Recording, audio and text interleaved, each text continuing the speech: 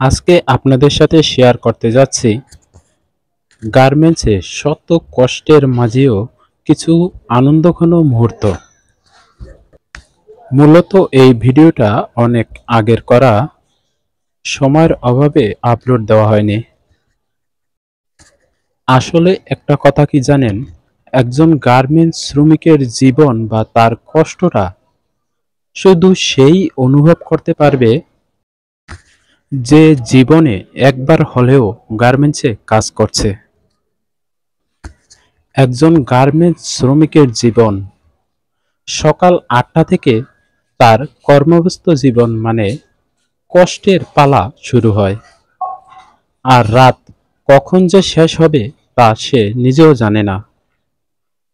দেখা যায় এমন এমন সময় সকাল ৮টায় কাজে যোগ দেয় এবং তারপর দিন সকাল ৮টায় অফিস থেকে বের হয়। ঘুমানোর জন্য মাত্র ৩ থেকে ৪ ঘন্টা সময় পায়। আর এই যে শ্রমিকের মুখে হাসি এবং সকলে এক ধরনের ড্রেস পরে আসছে, এটা কখন জানেন? এটা হচ্ছে সেই ঈদের আনন্দঘন মুহূর্ত। ঈদের ছুটির আগে সবাই একটু আনন্দ করে বাড়িতে চলে যায়, জানে না সে কখন ফিরবে। আশা করি ভিডিওটা ভালো লেগেছে। ভালো লাগলে প্লিজ ভিডিওতে একটি লাইক দিয়ে চ্যানেলটি সাবস্ক্রাইব করুন।